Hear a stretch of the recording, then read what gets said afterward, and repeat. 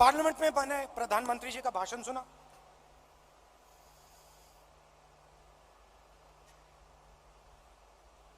कहते हैं कि मैंने भी जाके लाल चौक में तिरंगा फहराया था।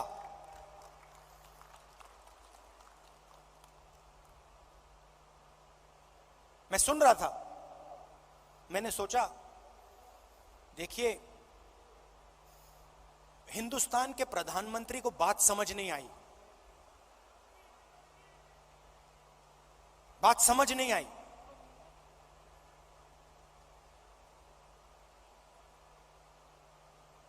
नरेंद्र मोदी जी ने बीजेपी के 15-20 लोगों के साथ जाकर लाल चौक पे तिरंगा फहराया। भारत जोड़ो यात्रा ने लाखों कश्मीरी युवाओं के हाथ से तिरंगा फहराया।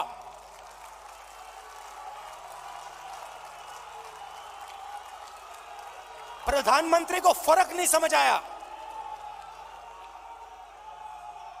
हमने हिंदुस्तान की भावना, इस झंडे की भावना जम्मू कश्मीर के युवाओं के अंदर डाल दी। आपने अपने झंडे की भावना जम्मू कश्मीर के युवाओं से छीन ली। यह फर्क है हम में और आप में।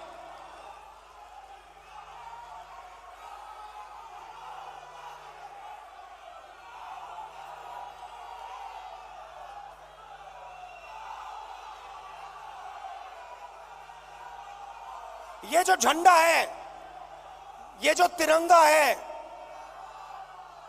ये दिल की भावना है, ये दिल के अंदर से आती है। हमने इस भावना को कश्मीर के युवाओं के दिल के अंदर जगाया।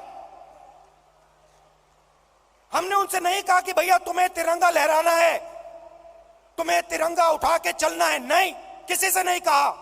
अपने आप आए, हजारों लाखों आए और अपने हाथ में तिरंगा उठा के चले। क्यों चले? मैं आपको बताता हूं। कश्मीरी युवा ने मुझे कहा, मुझे कहता है राहुल जी आज मैं आपके साथ तिरंगा लिए चल रहा हूं। जानते हो क्यों? मैंने कहा क्यों?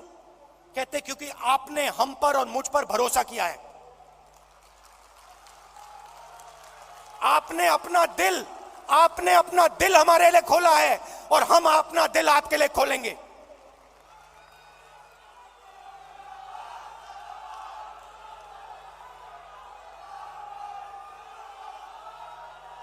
यह फर्क है।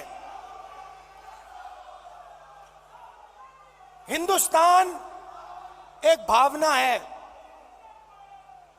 एक सोचने का तरीका है, इज्जत है, आदर है, मोहब्बत है। और ये जो झंडा है, जो तिरंगा है, इसका इस भावना का ये चिन्ह है। और भारत जोड़ो यात्रा ने इस भावना को पूरे देश में फैलाया है। और यह काम राहुल गांधी ने नहीं किया है, यह काम कांग्रेस के कार्यकर्ता ने किया है, कांग्रेस के नेताओं ने किया है, हिंदुस्तान की जनता ने किया है। राहुल गांधी जी ने आज जिस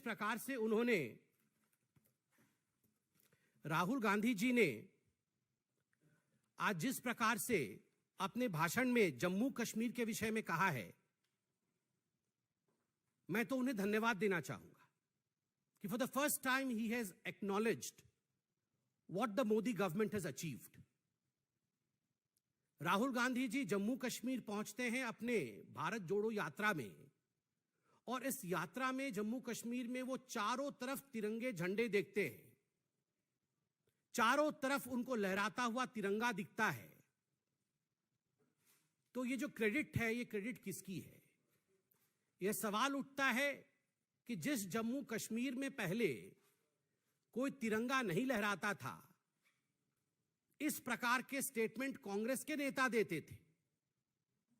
आर्टिकल 370 को छू के दिखाओ, तिरंगा को हाथ लगाने वाला कोई नहीं होगा, इस प्रकार के स्टेटमेंट कांग्रेस के सहयोगी और उनके नेता देते थे। आज अगर उसी जम्मू कश्मीर में कांग्रेस पार्टी को हजारों हजार तिरंगे दिख रहे हैं, तो स्वाभाविक रूप से इसके पीछे क्या कारण है, इसकी चिंतन भी राहुल गांधी को करना होगा। राहुल गांधी जी ने आज अपने भाषण में, अपने वक्तव्य में कहा कि terrorist infested Pulwama and terrorist infested places in Jammu Kashmir, Anantnag etcetera, वहां पर आज मैंने तिरंगा देखा। प्रश्न उठता है, किसके कारण टेररिज्म वहां पनपा? What was the reason as to why? What was the policy as to why we had terrorism in these areas which Rahul Gandhi today acknowledged were terrorist infested areas?